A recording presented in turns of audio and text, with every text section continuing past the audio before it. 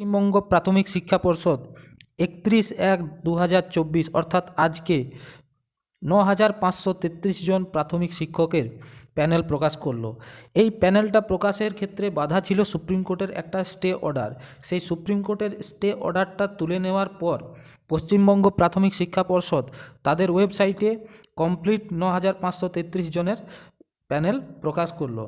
এই প্যানেলে আরও কিছু ক্যান্ডিডেট অ্যাড হবে, কারণ 2020-22 ক্ষেত্রে যে একটা কেস ছিল সেখানে ডিএড কিছু প্রার্থীদের অ্যাপটিটিউড টেস্ট নেওয়ার কথা সুপ্রিম কোর্ট অর্ডার দিয়েছে। তো সুপ্রিম কোর্টের কাছে হলফনামা দিয়ে জমা করে তারপর বাকি ক্যান্ডিডেটরা এই প্যানেলে আবার ইনক্লুড হবে। এই সংক্রান্ত কোর্টের অর্ডারটা আমার অলরেডি এই চ্যানেলে দেওয়া আছে, তোমরা দেখতে পারো যে সুপ্রিম কোর্টের অর্ডারে অ্যাকচুয়ালি কী বলা আছে। সুপ্রিম কোর্টের কমপ্লিট অর্ডারটা বাংলা ভাষায় পরিষ্কারভাবে তোমাদের সঙ্গে শেয়ার করা আছে। চ্যানেলের ভিডিওটা অবশ্যই দেখে নাও, তাহলে বুঝতে পারবে। আর একটা গুরুত্বপূর্ণ তথ্য তোমাদের এই প্যানেলের ক্ষেত্রে দিই, যে প্যানেলটা কিন্তু subject to the outcome of supreme court, further যে অর্ডার হবে তার উপর নির্ভর করবে। কারণ এই অর্ডারের কমপ্লিট কপিটা তোমরা পড়লেই বুঝতে পারবে যে ফিউচারে যদি কোনো এই সংক্রান্ত অর্ডার আসে সেই অর্ডারটা প্যানেলের উপর লাগু হবে। তো এটা একটা খারাপ জিনিস যে পরবর্তী ক্ষেত্রে যদি কোনো প্যানেলের সংক্রান্ত কোনো খারাপ নিউজ আসে সেক্ষেত্রে 9,533 জন কিন্তু এফেক্ট হতে পারে।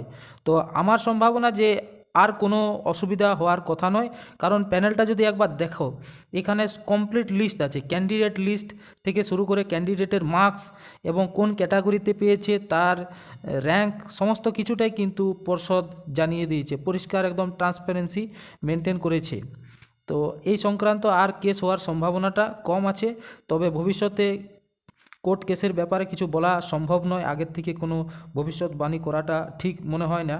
তবে প্যানেলটা কিন্তু কমপ্লিট ট্রান্সপারেন্ট মনে হচ্ছে, কারণ লিস্টটা দেখো, লিস্টের মধ্যে স্কোর, এই ক্যাটাগরি, জেন্ডার, ক্যান্ডিডেট নেম এবং মাধ্যমিক, এইচএস সমস্ত নাম্বারগুলো কিন্তু যেটা স্প্লিট করা নাম্বার সেটাও কিন্তু দেওয়া আছে। আর টোটাল স্কোর, টেট স্কোর সেটাও আছে। টেট স্কোর 2014 হলে 2014, 2017 হলে 2017। এখানে 2014 এবং 2017 ক্যান্ডিডেট মেনলি প্যানেল হয়ে আছে। 2014 এবং 2017 যে টেট পরীক্ষা হয়েছিল তার ক্যান্ডিডেটরাই প্যানেলের মধ্যে আছে। তো ফিউচারে 2020 ক্যান্ডিডেট কিছু আছে, সেগুলো অ্যাড হওয়ার জন্য তারা কেস করেছে এবং সুপ্রিম কোর্টের কাছে এই সংক্রান্ত অর্ডার, সুপ্রিম কোর্ট এই সংক্রান্ত অর্ডার দিয়েছে অ্যাপটিটিউড টেস্ট নেওয়ার। তো টোটাল কাট অফ স্কোর ইত্যাদি এগুলো কত আছে, কাট অফ স্কোরটা সেটা পরবর্তী ক্ষেত্রে তোমাদের সঙ্গে শেয়ার করব। আজকে এটুকুই বলার ছিল যে প্যানেল কিন্তু প্রকাশ করে দিল, এবং যারা আজকে প্যানেলের মধ্যে নিজের নাম দেখতে পেলে তাদের জন্য কংগ্রাচুলেশন। ভিডিওটা লাইক করো এবং চ্যানেলে নতুন এসে থাকলে অবশ্যই চ্যানেলটাকে সাবস্ক্রাইব করো এবং সাথে নোটিফিকেশানের অল নোটিফিকেশান বেলটা প্রেস করে দেবে, তাহলে ফিউচার যদি কোনো আমি ভিডিও পোস্ট করি তোমরা জানতে পারবে। এবং এই চ্যানেলে সবার থেকে আগে কিন্তু এই নোটিশ সংক্রান্ত বা কোনো অ্যাডভার্টাইজমেন্ট সংক্রান্ত খবর সবার আগে পাবে। তো চ্যানেলটা অবশ্যই সাবস্ক্রাইব করো। Thank you for watching.